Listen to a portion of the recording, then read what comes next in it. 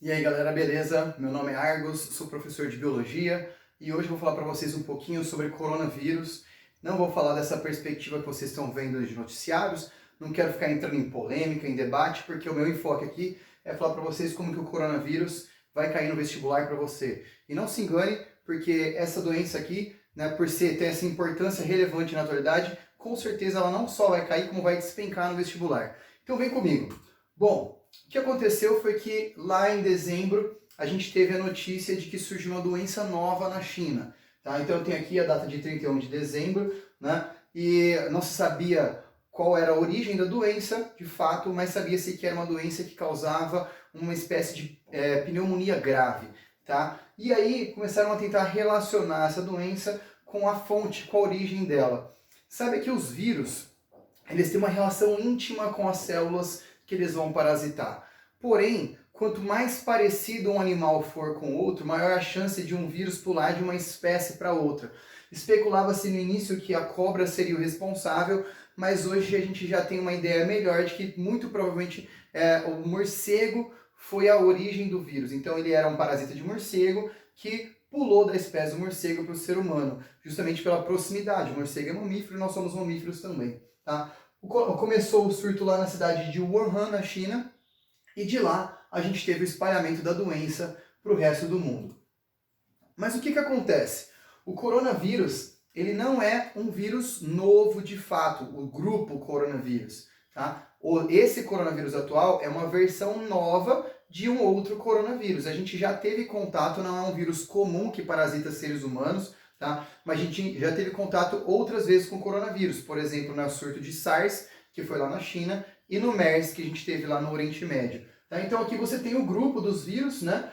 Você tem os vírus que têm RNA como material genético de cadeia positiva, vírus que contém RNA como material genético é chamado de ribovírus, né? E você tem a família Coronaviridae, tá certo? Dentro desse grupo, você vai ter o nosso novo coronavírus, que foi classificado como SARS, de Síndrome Respiratória Aguda Grave, CoV, coronavírus, corona, que significa coroa, justamente pelo estilo dele, ele tem então um envelope com espículas que lembram como se fosse uma coroa, tá? E 2, porque ele é uma versão nova. Esse vírus não é o vírus de antigamente e não é o vírus lá do seu cachorrinho que a gente vacina ele, tá certo? Bom, coronavírus, né, ficou então o nome do agente etiológico, o nome do vírus, como SARS-CoV-2. O nome da doença é Covid-19, que vem de coronavírus, do ano de 2019.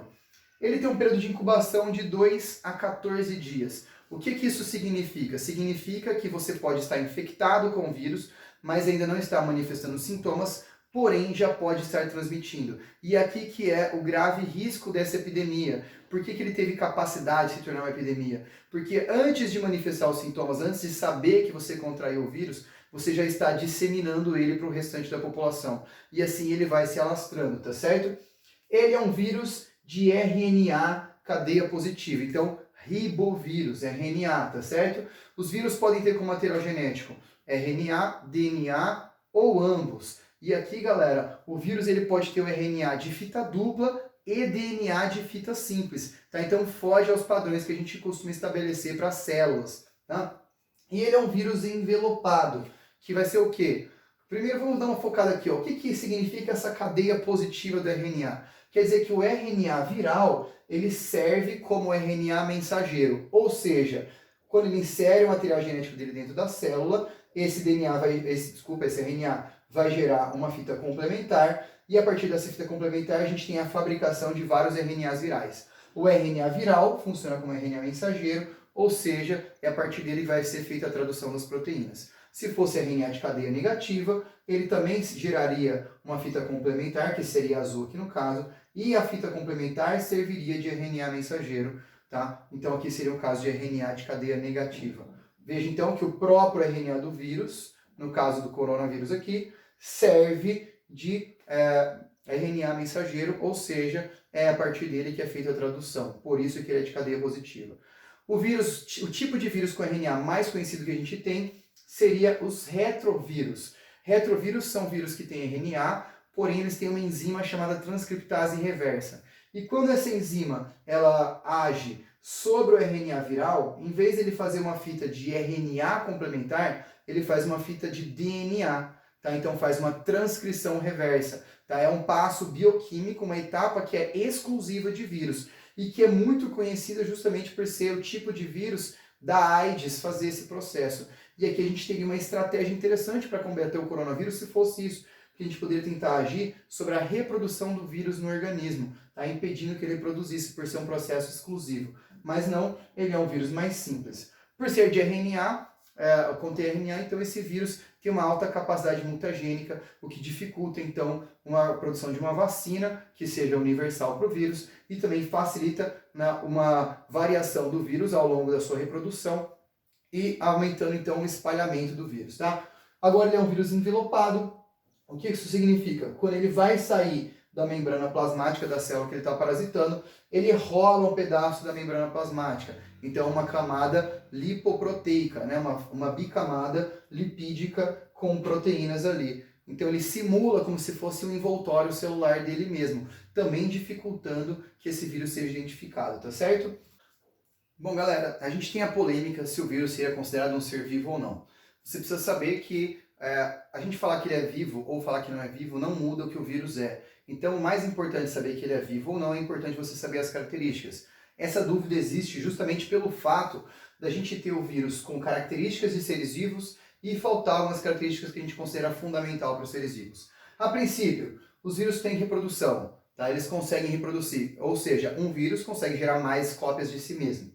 Eles têm material genético, que eu já comentei com vocês, pode ser DNA, RNA ou ambos. Tá? E os vírus evoluem, eles se modificam ao longo do tempo.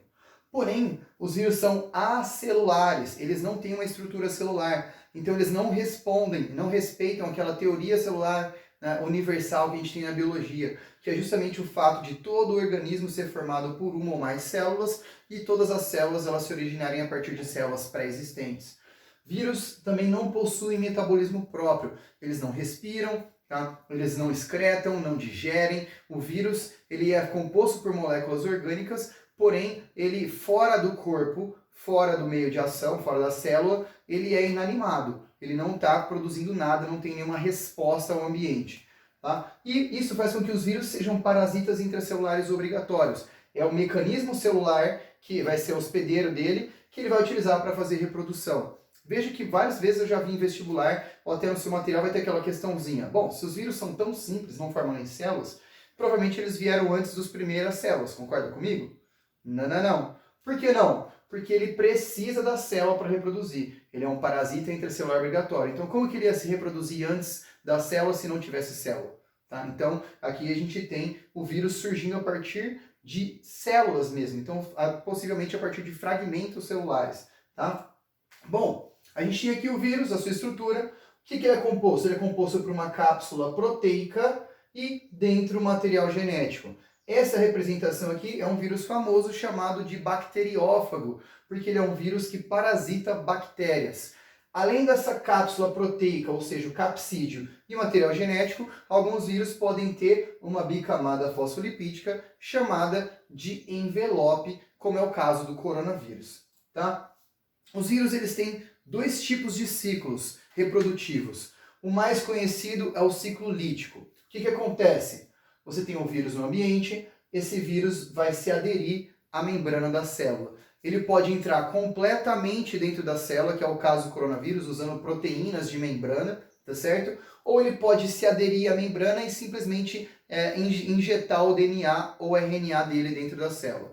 A partir do momento que o material genético do vírus está lá dentro, você tem a célula executando o programa que está estabelecido naquele material genético. E o programa que está estabelecido ali é justamente a produção de novos vírus. Então você teve a adesão do vírus, ele injeta o material genético dentro da célula e ele executando esse material genético, ou seja, né, ele vai produzir proteínas e material genético viral e a partir daí ele começa a montagem de novos vírus. Esses vírus vão se montando dentro da célula até uma hora que a célula está cheia de vírus e ela se rompe, causando a morte celular. Lembrando que os vírus envelopados, no processo de saída, eles retiram aqui um pedaço da membrana plasmática da célula e ficam envolvidos nela. Tá?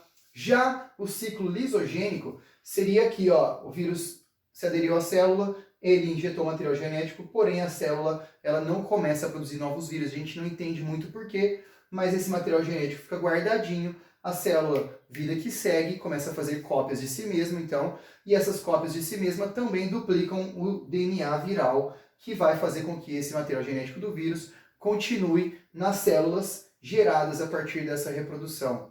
E aí, por algum motivo, como uma variação ambiental, essas células que estão carregando o material genético viral podem sair do ciclo lisogênico e começar a fazer o ciclo lítico, que seria a produção de novos vírus e esses vírus se espalhando pelo ambiente. Bom, de acordo agora com o coronavírus, você já está careca de saber os sintomas. Lembrando que o mais comum é a tosse seca, tá? Ela pode ter secreção também e febre muito alta. São sintomas bem genéricos. A gente tem outros tipos de sintomas, como dor de cabeça, dor no corpo, congestionamento nasal, inflamação da garganta, tá? Cansaço e assim por diante.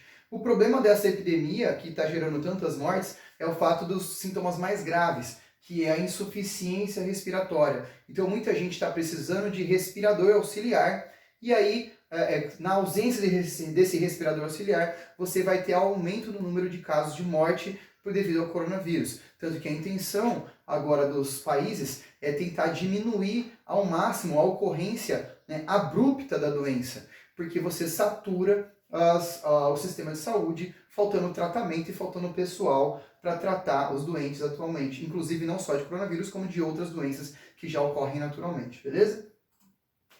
A forma de transmissão, aqui é muito importante você saber, doenças em vestibular, eles querem saber de você, se você entende quem causa, se você entende a forma como se transmite, tá? E como evitar essa doença. Então pensa assim, se você tem uma doença das vias respiratórias, ela vai ser transmitida pelo ar, pelas gotículas, pelas secreções nasais e bucais. Então, na hora que eu estou falando, pequenas gotículas estão saindo da minha boca, estão caindo no ambiente, uma pessoa que está saudável entra em contato com esse ambiente e ela se contamina. Então você tem aqui, né, os fluidos, né, bucais e nasais, você tem aqui as superfícies em que esses vírus vão se estabelecer e o próprio contato pessoa a pessoa. Você já sabe que é isso, já sabe que, por enquanto ainda, o isolamento é a melhor maneira de evitar a doença. Tá? O isolamento, então, manter a distância das pessoas, ficar em casa, só sair para fazer o que for necessário. Tá certo? Se você tiver uma doença do ciclo fecal-oral, você vai ter a contaminação, por exemplo, de alimento ou de água com as fezes de pessoas doentes. Se você tem doença que está no sangue, provavelmente para ser transmitido, você vai precisar de um vetor, né, um inseto hematófago que vai sugar seu sangue, vai picar outra pessoa e assim por diante. Então, saber aonde estão acontecendo os sintomas é importante para entender a transmissão da doença. A prevenção você já sabe, né? Higienizar as mãos, usar o álcool, tomar cuidado com tossir, evitar multidões, o contato, o uso de máscara para pessoas que já estiverem manifestando sintomas, a manter distância e assim por diante. Você já está careca de saber. Sabe que essa maneira de prevenção seria a mesma prevenção que você pode fazer para a gripe, por exemplo, para H1N1 e assim por diante.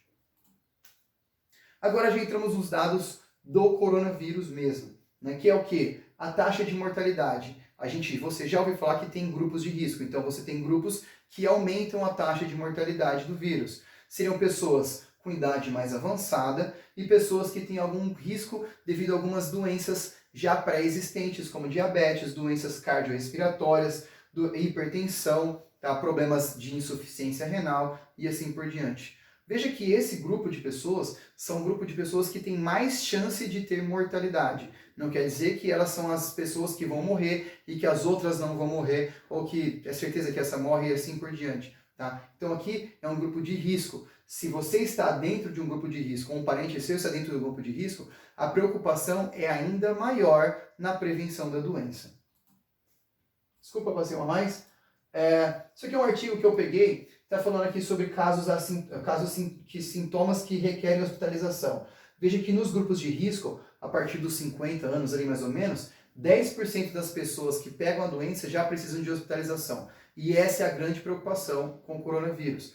Porque o número de casos ele acontece de forma abrupta e aí ele acaba saturando o sistema de saúde. E aí você não tem leitos para todo mundo e pessoas que venham precisar dos leitos, né? Normalmente, por outras doenças, por acidentes, ou mesmo mais pessoas por coronavírus, não têm acesso. E aí essas pessoas acabam sofrendo, né, muito mais com a própria doença, justamente pelo fato de não conseguir fazer o tratamento, já que o sistema de saúde está saturado. Por isso aquela história de achatar a curva é tão importante, e é mais importante ainda, tá, do que você ter uma diminuição abrupta do número de casos, porque a doença ela está se propagando.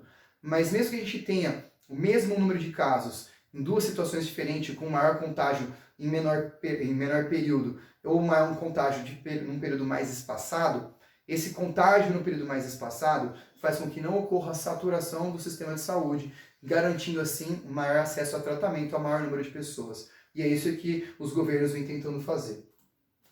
Bom, o coronavírus, todo mundo fala muito aí que é uma gripezinha que não está matando. Tem aí, aqui a gente tem a taxa de 3,5% na China, isso aqui está meio defasado, já é de 22 de março. Tem alguns lugares que ele está chegando próximo de 5% até quase 10% de morte igual na Itália. E aqui a gente tem a taxa de morte nas suas versões anteriores. No SARS, que aconteceu lá na China em 2002, foi de 10% mais ou menos, e o MERS, que foi lá no Oriente Médio, que foi de 34%. Veja que apesar do da taxa de mortalidade ser menor do coronavírus atual, o problema do coronavírus atual é o número de casos.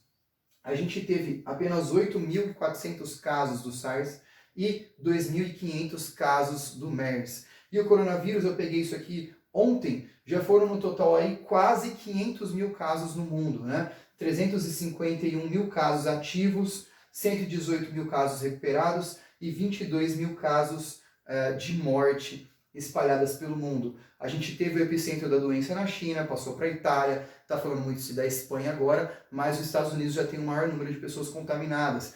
Tá? E a gente vê aí relatos de médicos nos Estados Unidos falando que não tem mais lugar para colocar corpo, que é muita gente morrendo, compararam com 11 de setembro já, e para você ter uma ideia da gravidade do que a gente está falando. Então, o que acontece é que o coronavírus agora ele é uma pandemia. Mas o que isso significa? Para você entender pandemia, primeiro você tem que entender o que é uma endemia. A endemia é quando você tem uma doença que tem uma ocorrência natural, um número esperado de casos dessa doença. E aí você vai ter então, por exemplo, a gripe. A gripe você tem um número de casos esperado todo ano. Eu sou de Ribeirão Preto. Ribeirão Preto tem casos todo ano de dengue, um número de casos que já ocorre naturalmente.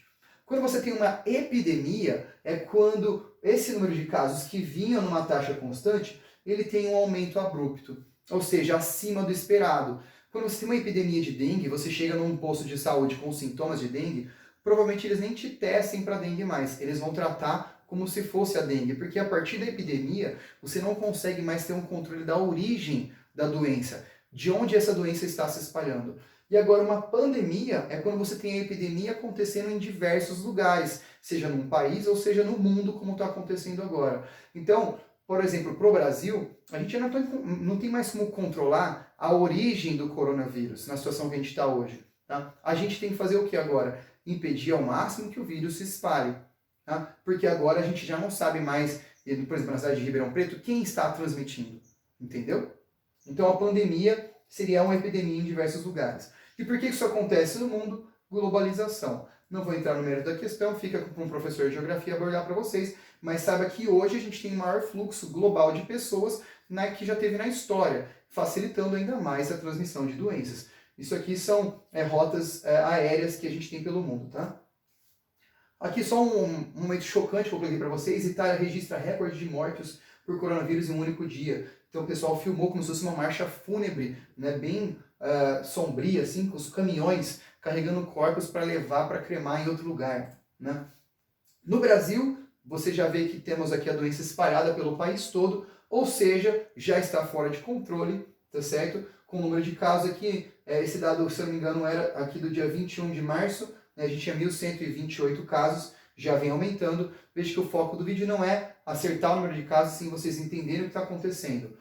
Uma coisa que é importante é que agora a gente já não está praticamente testando todo mundo. A orientação é ficar em casa, a não ser que você tenha sintomas graves.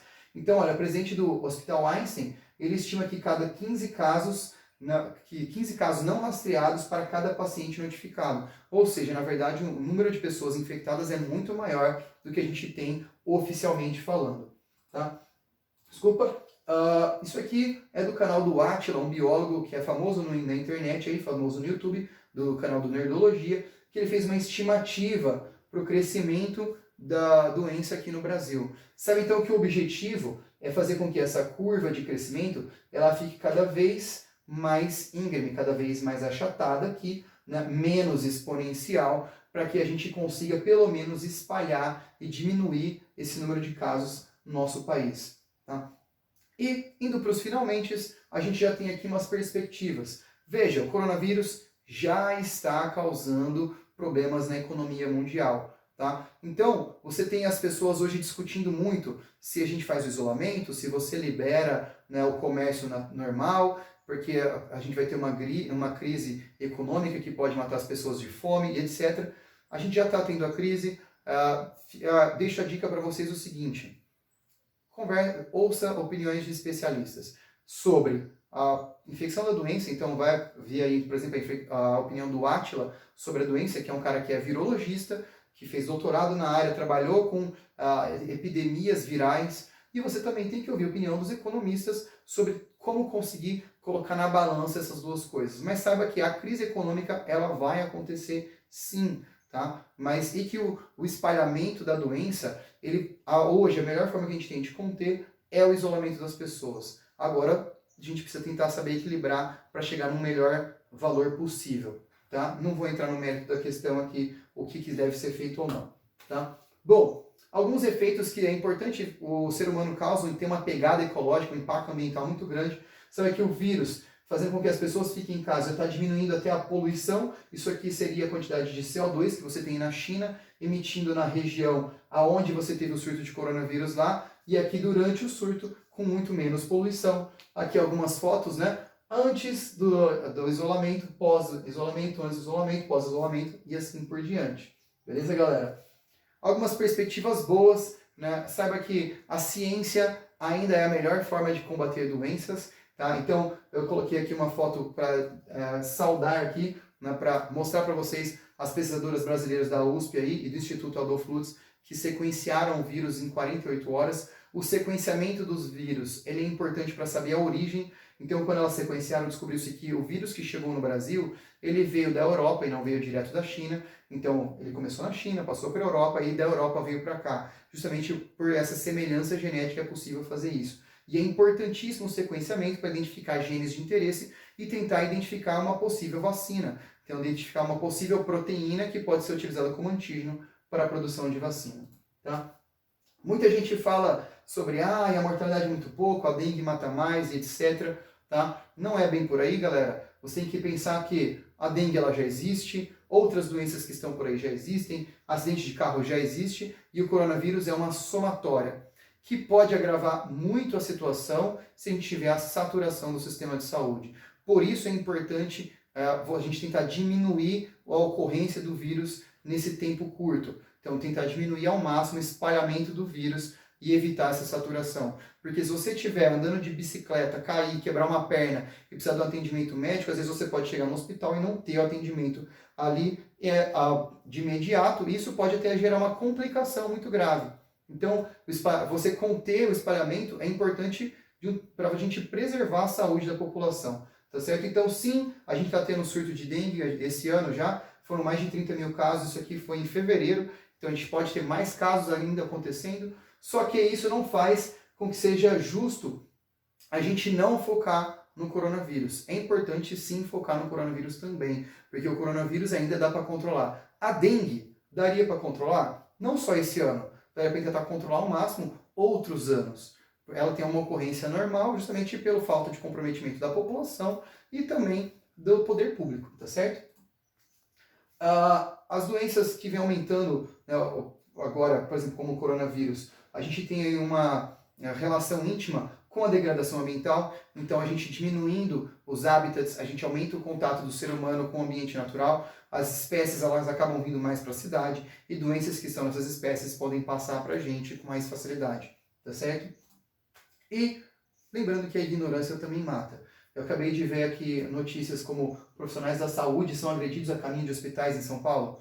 Poxa, os caras estão indo lá curar pessoas, tratar doenças, se arriscar, pegar o coronavírus e são agredidos no caminho do hospital. A gente teve aqui também, por exemplo, o pessoal divulgando lá que a vacina já existe, né? Então ela já dá para os cachorros, mas não dá para a gente, que é uma conspiração global e que assim vai, que os países, sei lá o que, querem que a gente fique doente porque eles querem passar a nossa economia. Não, não é bem por aí. A gente tem cientistas do mundo inteiro envolvidos nesse processo e não é possível que todos os cientistas foram corrompidos dentro desse sistema todo. Tá? Então é possível você identificar, saiba que essa vacina aqui para esse coronavírus que está nos animais não é a mesma coronavírus que está infectando a gente agora, beleza?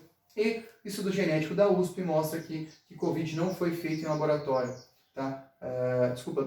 Que é o jornal da USP, né? O estudo genético mostrou que não foi feito em laboratório, ou seja, que ele evoluiu de forma natural, foi uma variação do vírus que tinha uma capacidade de infectar os seres humanos, tá certo? Bom, então espero que você esteja aproveitando aí o seu isolamento para estudar. Saiba que a gente ainda tem vestibular esse ano, pelo menos nada mudou nas faculdades. E que a gente tem um exemplo aqui, nosso querido Isaac Newton, durante o seu isolamento, ele fez nada mais, nada menos do que criar a teoria da gravitação universal. Quem sabe não surge um prêmio Nobel aí a partir desse isolamento.